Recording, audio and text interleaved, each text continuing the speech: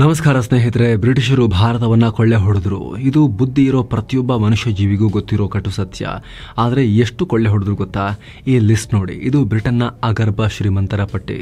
ಎಲ್ಲರೂ 5, 8, $10 ಬಿಲಿಯನ್ ಆಸ್ತಿ ಇಟ್ಕೊಂಡಿದ್ದಾರೆ. ಆದರೆ ಇದರಲ್ಲಿ ಅರ್ಧಕ್ಕರ್ಧ ಆಸ್ತಿ ಭಾರತದ್ದು.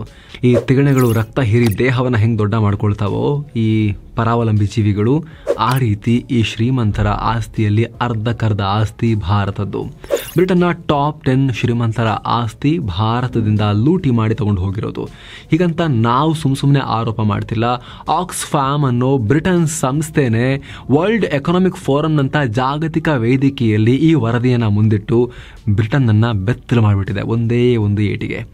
ಹಾಗಿದ್ರೆ ಬನ್ನಿ, ಈ ವರದಿಯಲ್ಲಿ ಇನ್ನೂ ಏನೇನಿದೆ, ಬ್ರಿಟನ್ ಭಾರತದಿಂದ ಎಷ್ಟು ಲೂಟಿ ಮಾಡಿದೆ, ಇದಕ್ಕೆ ಬ್ರಿಟನ್ ಉತ್ತರ ಏನು, ಭಾರತದಿಂದ ಲೂಟಿ ಮಾಡಿರೋದನ್ನು ವಾಪಸ್ ಅವರು ಕೊಡಬೇಕಾ, ನಾವು ಇಸ್ಕೋಬೇಕಾ, ಅವರ ಹತ್ರ ಹೇಗೆ ಇಸ್ಕೋಬಹುದು, ಎಲ್ಲವನ್ನ ಈ ವರದಿಯಲ್ಲಿ ನೋಡ್ತಾ ಹೋಗೋಣ. ಕಳಚಿದ ಬ್ರಿಟನ್ ಮುಖವಾಡ, ಲೂಟಿಗೆ ಪೈಸಾ ಲೆಕ್ಕ. ಸ್ನೇಹಿತರೆ, ಬ್ರಿಟನ್ ಸದ್ಯ ಭಾರತದ ಮಿತ್ರ ರಾಷ್ಟ್ರ. ಬಹುಶಃ ಭಾರತದ ಅತ್ಯಂತ ಆಪ್ತ ರಾಷ್ಟ್ರಗಳ ಪಟ್ಟಿ ಮಾಡಿದ್ರೆ 3ನೇ 4ನೇ ಸ್ಥಾನದಲ್ಲಿ ಬ್ರಿಟನ್ ಕೂಡ ಬರುತ್ತೆ. ಆದರೆ ಈ ಮಿತ್ರ ರಾಷ್ಟ್ರ ಒಂದು ಕಾಲದಲ್ಲಿ ಭಾರತದ ಮೇಲೆ ನಡೆಸಿರೋ ದಬ್ಬಾಳಿಕೆ ಇದೆಯಲ್ಲ, ಅದನ್ನು ಯಾವತ್ತೂ ಮರೆಯೋಕ್ಕಾಗಲ್ಲ. ಈಗ ಬ್ರಿಟನ್ 200 ವರ್ಷಗಳ ಕಾಲ ಭಾರತದಲ್ಲಿ ನಡೆಸಿದ ಲೂಟಿಯನ್ನು ಸಾಕ್ಷೀಕರಿಸುವ ಕೆಲಸ ಆಕ್ಸ್ಫ್ಯಾಮ್ ಮಾಡಿದೆ. ಆಕ್ಸ್ಫ್ಯಾಮ್ ಬ್ರಿಟನ್ ಮೂಲದ ಸಂಸ್ಥೆ. 2ನೇ ಮಹಾಯುದ್ಧದ ಟೈಮ್ನಲ್ಲಿ ಬ್ರಿಟನ್ನಲ್ಲಿ ಬರಗಾಲ ಆವರಿಸಿತ್ತು. ಆ ಬರಗಾಲ ನಿವಾರಿಸೋಕೆ ಆಕ್ಸ್ಫರ್ಡ್ ವಿಶ್ವವಿದ್ಯಾಲಯದಲ್ಲಿ Oxford committee for famine relief ಅಂತ ಕಮಿಟಿ ಶುರುವಾಗಿತ್ತು. ಆ ಕಮಿಟಿನೇ ಮುಂದುವರೆದು ಆಕ್ಸ್ಫ್ಯಾಮ್ ಆಯಿತು. ಈ ಸಂಸ್ಥೆ ಕಳೆದ 80 ವರ್ಷಗಳಿಂದ ಬಡತನದ ವಿರುದ್ಧ ಕೆಲಸ ಮಾಡ್ಕೊಂಡು ಬರ್ತಾ ಇದೆ. ಕಾಲಕಾಲಕ್ಕೆ ಆರ್ಥಿಕ ಅಸಮಾನತೆ, ಬಡತನದ ಕುರಿತು ರಿಪೋರ್ಟ್ ಕೂಡ ಕೊಡುತ್ತೆ. ಕೆಲವೊಂದು ಸಲ ಇವರ ರಿಪೋರ್ಟ್ ತೀರಾ ಎಡಪಂಥ, ಎಕ್ಸ್ಟ್ರೀಮ್ ಲೆಫ್ಟ್, ಕೆಲವೊಂದ್ಸಲಿ ಲಾಜಿಕ್ಕೇ ಇರೋದಿಲ್ಲ, ಈಗಿನ ಕ್ಯಾಪಿಟಲಿಸ್ಟ್ ಸೊಸೈಟಿಗೆ ಅನ್ವಯ ಆಗೋದೇ ಇಲ್ಲ ಅನ್ನೋ ರೀತಿಲೆಲ್ಲ ರಿಪೋರ್ಟನ್ನು ಕೊಡ್ತಾರೆ. ಅದು ಕೂಡ ಮೈಂಡಲ್ಲಿ ಇರಲಿ ಇದನ್ನು ಹೇಳೋ ಟೈಮ್ನಲ್ಲಿ. ಆದರೆ ಈ ರಿಪೋರ್ಟ್ ಇದೆಯಲ್ಲ, ಫ್ಯಾಂಟಾಸ್ಟಿಕ್. ಬ್ರಿಟನ್ನ ಮರ್ಯಾದೆಯನ್ನು 3 ಕಾಸಿಗೆ ಹರಾಜಾಗೋ ರಿಪೋರ್ಟನ್ನು ಇವರು ಪಬ್ಲಿಷ್ ಮಾಡಿದ್ದಾರೆ. ಅದು ಇಲ್ಲಿ ವಿಶ್ವ ಆರ್ಥಿಕ ವೇದಿಕೆಯಲ್ಲಿ ಡ್ಯಾವೋಸ್ನಲ್ಲಿ ವರ್ಲ್ಡ್ ಎಕನಾಮಿಕ್ ಫೋರಮ್ನ ವಾರ್ಷಿಕ ಸಭೆ ನಡೀತಾ ಇದೆ. ಆ ಸಭೆಯಲ್ಲಿ ಆಕ್ಸ್ಫ್ಯಾಮ್ ಟೇಕರ್ಸ್ ನಾಟ್ ಮೇಕರ್ಸ್, ಅಂದರೆ ಇವರೆಲ್ಲ ಸಂಪಾದನೆ ಮಾಡಿದವರಲ್ಲ, ಕಿತ್ತು ತಿಂದವರು ಅನ್ನೋ ಟೈಟಲ್ ಕೊಟ್ಟು ಈ ರಿಪೋರ್ಟನ್ನು ರಿಲೀಸ್ ಮಾಡಿದೆ. ಈ ರಿಪೋರ್ಟ್ನಲ್ಲಿ ಹೇಳಿದ ಅಂಶಗಳು ಈಗ ಭಾರಿ ಕೋಲಾಹಲಕ್ಕೆ ಕಾರಣ ಆಗ್ತಿವೆ. ಬ್ರಿಟನ್ ಶ್ರೀಮಂತಿಕೆ ಸುಳ್ಳು, ಭಾರತ ಲೂಟಿಯಿಂದ ಅರ್ಧ ಸಂಪತ್ತು. ಸ್ನೇಹಿತರೆ, ಬ್ರಿಟಿಷರು ಭಾರತವನ್ನ 1765ರಿಂದ 1947 ಆಲ್ಮೋಸ್ಟ್ 200 ವರ್ಷ ಲೂಟಿ ಮಾಡಿದ್ರು. ಈ ಅವಧಿಯಲ್ಲಿ ಭರ್ಜರಿ $64.82 ಟ್ರಿಲಿಯನ್ ಲೂಟಿ ಮಾಡಿದ್ದಾರೆ ಅಂತ ಆಕ್ಸ್ಫ್ಯಾಮ್ ಹೇಳಿದೆ. ಎಷ್ಟು? $64.82 ಟ್ರಿಲಿಯನ್. ಸದ್ಯ ನಮ್ಮ GDPಯ 17 ಪಟ್ಟು ಹಣ ಸ್ವಾಮಿ. ಭಾರತದ ರೂಪಾಯಿಲಿ ಹೇಳೋದಾದರೆ 5,510 ಲಕ್ಷ ಕೋಟಿ ರೂಪಾಯಿ. ಈ ಹಣವನ್ನು ಯಾರಾದರೂ ಪೌಂಡ್ಗಳ ನೋಟ್ಗಳಾಗಿ ಮಾಡಿ ಲಂಡನ್ನಲ್ಲಿ ಒಂದ್ರ ಪಕ್ಕ ಒಂದು ಇಡ್ತಾ ಹೋದರೆ ಇಡೀ ಲಂಡನ್ನ 4 ಸಲ ಕವರ್ ಮಾಡ್ಬೋದು ಅಂತ ಖುದ್ದು ಆಕ್ಸ್ಫ್ಯಾಮ್ ಹೇಳಿದೆ. ಅಲ್ಲದೆ ಈ $64.82 ಟ್ರಿಲಿಯನ್ ನಲ್ಲಿ $33.8 ಟ್ರಿಲಿಯನ್ ಅಂದರೆ ಭಾರತವನ್ನು ಲೂಟಿ ಮಾಡಿದ್ರಲ್ಲಿ ಅರ್ಧ ಹಣ ಇವತ್ತಿನ ಬ್ರಿಟನ್ನ ಟಾಪ್ 10 ಶ್ರೀಮಂತರ ಸಂಪತ್ತು ಸೃಷ್ಟಿಯಾಗೋಕೆ ಕಾರಣ ಆಗಿದೆ ಅಂತ ಹೇಳಿದೆ. ಅಂದರೆ ಬ್ರಿಟನ್ ಶ್ರೀಮಂತರ ಸಂಪತ್ತು ಭಾರತದಿಂದ ಕದ್ದ ಗಂಟಿನಿಂದ ಸೃಷ್ಟಿಯಾಗಿತ್ತು ಅಂತ. ಇದೇ ಕಾರಣಕ್ಕೆ ಆಕ್ಸ್ಫ್ಯಾಮ್ ಈ ರಿಪೋರ್ಟ್ನ ಟೇಕರ್ಸ್ ನಾಟ್ ಮೇಕರ್ಸ್ ಅಂತ ಕರೀತಿದೆ. ಕೇವಲ ಬ್ರಿಟನ್ ಶ್ರೀಮಂತರಷ್ಟೇ ಅಲ್ಲ, ಬ್ರಿಟನ್ನ ಎಮರ್ಜಿಂಗ್ ಮಿಡಲ್ ಕ್ಲಾಸ್ಗೂ ಕೂಡ ಈ ಲೂಟಿ ಹಣದಲ್ಲಿ 32% ಹೋಗಿದೆ ಅಂತ ಆಕ್ಸ್ಫ್ಯಾಮ್ ಹೇಳಿದೆ. ಹೀಗೆ ಬ್ರಿಟನ್ ಯಾವ ಪ್ರಮಾಣದಲ್ಲಿ ಭಾರತವನ್ನು ದರೋಡೆ ಮಾಡಿತ್ತು ಅನ್ನೋದನ್ನು ಆಕ್ಸ್ಫ್ಯಾಮ್ ಎಳೆಯಾಗಿ ಅವರ ರಿಪೋರ್ಟ್ನಲ್ಲಿ ಚಿತ್ರಿಸಿದ್ದಾರೆ. ಕೇವಲ ಲೂಟಿ ಮಾಡಿದ್ದಷ್ಟೇ ಅಲ್ಲ, ಈ ಲೂಟಿಯಿಂದ ಭಾರತದ ಆರ್ಥಿಕತೆಯನ್ನು ಹೇಗೆ ಕೊಲೆ ಮಾಡಿದ್ರು ಅಂತ ಕೂಡ ಉಲ್ಲೇಖ ಮಾಡಿದೆ. ಕೈಗಾರಿಕೆ ಕೊಂದ ಇಂಗ್ಲೆಂಡ್. ಸ್ನೇಹಿತರೆ, ಬಹಳಷ್ಟು ಜನ ಬ್ರಿಟಿಷರು ಬಂದ ಮೇಲೆ ಭಾರತ ಆಧುನಿಕ ಆರ್ಥಿಕತೆಯಾಯಿತು, ಭಾರತ ಟೆಕ್ನಾಲಜಿಕಲಿ ಇಂಪ್ರೂವ್ ಆಯಿತು ಅಂತ ಹೇಳ್ತಾರೆ. ನಿಜ, ಬ್ರಿಟಿಷರು ನಮಗೆ ಟೆಕ್ನಾಲಜಿ ತಗೊಂಡ್ಬಂದ್ರು, ಒಂಚೂರು ಮಾಡರ್ನ್ ಇನ್ಫ್ರಾಸ್ಟ್ರಕ್ಚರ್ ಇಂಜಿನಿಯರಿಂಗ್ ಬಗ್ಗೆ ಪರಿಚಯ ಮಾಡಿದ್ರು. ಆದರೆ ಬ್ರಿಟಿಷರು ಬರೋಕ್ಕಿಂತ ಮುಂಚೆ ನಾವು ಭಿಕ್ಷೆ ಬೇಡ್ತಾ ಇರಲಿಲ್ಲ. ಈ ಟೆಕ್ನಾಲಜಿ ಇಲ್ಲದೆಯೂ ನಾವು ಶ್ರೀಮಂತರಾಗಿದ್ವಿ. ಎಷ್ಟು ಶ್ರೀಮಂತರಾಗಿದ್ವಿ ಅಂದರೆ ನೀವು ಆಶ್ಚರ್ಯ ಪಡ್ತೀರಾ. ವಿಶ್ವದ ಆರ್ಥಿಕತೆಯಲ್ಲಿ ಭಾರತದ ಪಾಲು 23% ಇತ್ತು. ಅಷ್ಟು ವ್ಯಾಪಾರ ವಹಿವಾಟು ಇಲ್ಲಿ ನಡೀತಾ ಇತ್ತು. ಆದರೆ ಅದೇ ಬ್ರಿಟಿಷರು ಭಾರತ ಬಿಟ್ಟು ಹೋದಾಗ ಈ ಪಾಲು 4%ಗೆ ಇಳಿದಿತ್ತು. ಈಗ ಆಕ್ಸ್ಫ್ಯಾಮ್ ವರದಿ ಕೂಡ ಅದನ್ನೇ ಹೇಳಿದೆ. 1750ರಲ್ಲಿ ವಿಶ್ವದ ಕೈಗಾರಿಕಾ ಉತ್ಪಾದನೆಯಲ್ಲಿ ಭಾರತದ ಪಾಲು 25% ಇತ್ತು. ಅಂದರೆ ವಿಶ್ವದ 4ನೇ ಒಂದು ಭಾಗ ಮ್ಯಾನುಫ್ಯಾಕ್ಚರಿಂಗ್ಗೆ ಭಾರತ ಕಾಂಟ್ರಿಬ್ಯೂಟ್ ಮಾಡ್ತಾ ಇತ್ತು. ಆದರೆ 1900 ಅನ್ನೋ ಹೊತ್ತಿಗೆ ಇದು ಕೇವಲ 2%ಗೆ ಇಳಿದಿತ್ತು ಅಂತ ಆಕ್ಸ್ಫ್ಯಾಮ್ ಹೇಳಿದೆ. ಇದಕ್ಕೆ ಬ್ರಿಟನ್ನ ಪ್ರೊಟೆಕ್ಷನಿಸ್ಟ್ ನೀತಿಗಳು ಕಾರಣ ಅಂತ ಹೇಳಿದೆ. ಅಂದರೆ ತನ್ನ ಉದ್ಯಮಗಳನ್ನು ಬೆಳೆಸೋಕೆ ಬ್ರಿಟನ್ ಭಾರತದ ಉದ್ಯಮಗಳ ಕತ್ತನ್ನು ಹಿಸುಕಿಕೊಂಡು ಬಿಡ್ತು. ಬ್ರಿಟನ್ನ ಕೈಗಾರಿಕಾ ಕ್ರಾಂತಿಯ ತೊಟ್ಟಿಲು ಅಂತ ಕರೀತಾರೆ. ಆದರೆ ಆ ತೊಟ್ಟಿಲು ಕಟ್ಟೋಕೆ ಭಾರತದ ಸ್ಥಳೀಯ ಉದ್ಯಮಗಳ ನರಗಳನ್ನ ಕಿತ್ತು ಹಗ್ಗ ಮಾಡಿಕೊಳ್ಳಲಾಯಿತು.